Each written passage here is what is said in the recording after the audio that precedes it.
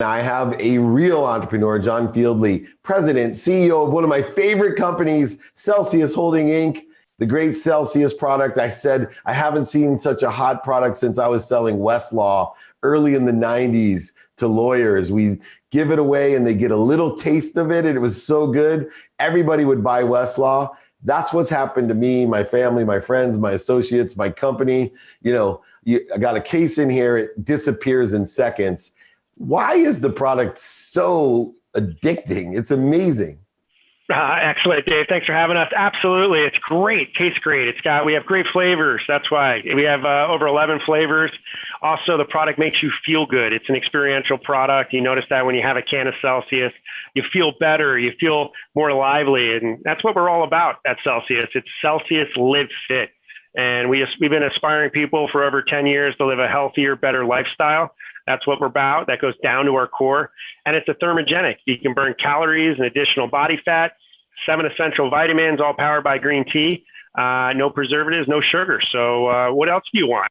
And nothing else. Trust me, I asked my 3 daughters, they're all teenagers. I was like, can you at least maybe drink something else other than Celsius? Now, you talked about the 10 years of growth, and you're really experiencing exponential growth right now, expanding and growing so rapidly. But one of the lessons of an entrepreneur is to know that it always wasn't growing that fast, that it did take 10 years, that there's no such thing as an overnight success. So I was hoping that you could give me a little bit of perspective of the early days when you knew you had a great product. You were getting individual people, like my friend Kevin Harrington, for example, who was, preaching how great this was. I think he even sits on your board. But, you're sitting there and you're like, how is it that Kevin Harrington is telling everybody how awesome this is, but yet we're really not getting to where we should be?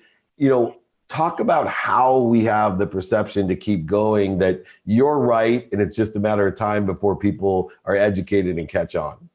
Yeah, no, it's every brand, every company goes through a journey, and at Celsius, we did go through a journey, and it's, I guess the most important thing, we thought we were right, and we learned along the way, and always got better. And actually, when Celsius first launched, it had trouble. It had a great strategy in the beginning. Then, we all worked together, and the product was launched, but unfortunately, the brand positioning wasn't quite right. And right when I started with the company, I've been here now a little over 9 years, the company was getting delisted out of many retailers across the country. So we gained a lot of distribution in the grocery channel and mass, and a lot of retailers around the country. But unfortunately, the brand wasn't connecting with consumers, and it could have been a lot with timing, also the brand positioning and some of the execution strategies. So, we knew we had a winning product, but we had to really start rebuild and, what worked, what didn't work. We knew we had a good product. We did. We knew it, and Celsius is amazing. It has great science behind it, tastes great, makes you feel good, and all those great things I talked about earlier. But we had to understand why consumers we're buying the product. What is the consumer base? How are consumers connecting? And we had to rebuild the product, rebuild that story, and really sell it back into retailers. And that took a long time. You get 6 months to perform in these retailers, otherwise they kick you out. And you're not going to get back in for some time until a new buyer changes or you have a really compelling story. So, just like every entrepreneur, Celsius, like you said, we've been around for over 10 years. It took us a while to get that strategy right. And over the last really about 5 years, we've had a really good strategy and repositioned the brand as a lifestyle brand. We saw the health and wellness trends continue to grow. And Celsius is more than, burning fat and burning calories. It's all about living a healthy, active lifestyle and being your best. And we did some brand positioning work. We changed the strategy and stayed focused on that. One thing that with Celsius and we really had trouble as marketers and the marketing teams, and Celsius it can be a Swiss Army knife. It has biotin in it. It's great for your hair and nails. It also, has green tea with antioxidants in it. A lot of great things. And we really overcomplicated the story in the beginning, which we learned upon. Yeah, living fit is a much simpler motto and frequency that really resonates today. Now, Like me, I started as chief operating officer of Leigh Steinberg Sports Entertainment and quickly moved up as this chief executive officer. And as you know, these are very different roles and they take different personalities. In fact, I fit into the CEO personality much better than I did a COO position, but who was going to turn down being COO of Leigh Steinberg Sports Entertainment? So I said, sure, I'm fit for this job. Now you started as a CFO, which is a completely different personality, in my opinion, and a completely different position, especially in a public company, to being a CEO. You know, for you, what was that dynamic and learning curve like, and how were you able to apply, especially as a public company, that background as a chief financial officer into being such an extraordinary young CEO? Yeah, I think, I've always been an entrepreneur. So even, going through, I am a CPA. I worked my way through as a staff accountant, business managers, comp controllers, the VP of finance, and then at Celsius, I was brought on as the CFO. But I've always been told a little bit different breed than your typical CPA, through my career, because I'm always trying to understand what makes the business work, what makes it tick, how do we educate teams about financials. So financials are a language, and a lot of individuals in marketing departments and even in sales, it gets confusing, spreadsheets and, gross profits and bill backs and how everything is accounted. So I've really been as a translator, really working with the teams and making them aware and understand. And that's been a big component. But from the beginning, I'm always an entrepreneur at heart. I've had my own businesses and so a little bit different breed, I guess, than your typical CPA, I've been told. But so I fit in it felt natural, right? And also the passion and the drive and has been great. And I love Celsius very much and very passionate about it. And it was just a natural progression, and always been involved in sales and marketing through. It's key, especially consumer product companies. And it, really shows your passion through that, which, is obviously one of the factors that leads to your success. What were some of the other factors that you think in your playbook led to the success that you're having? I think it's always pushing the teams, and most importantly, driving with data. So, through our journey, we've made a lot of decisions along the way that, teams are making decisions based on personal experience and thoughts, but not really understanding the reaction or the data that's for this current situation. So I've stressed data through the whole organization.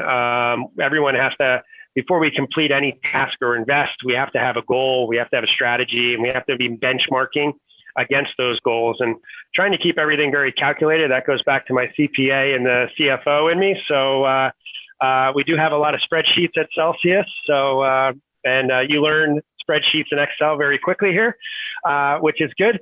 But, I think that's key.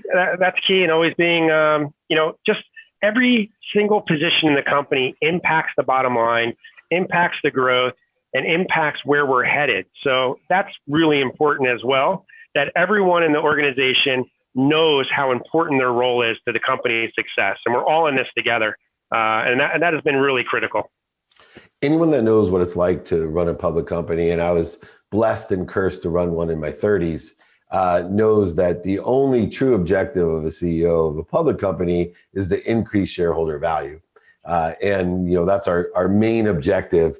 Although I had found when I was a CEO of a public company that it was very hard for me to detach my emotions from my stock price, from my success. And it was very exhausting and emotionally draining.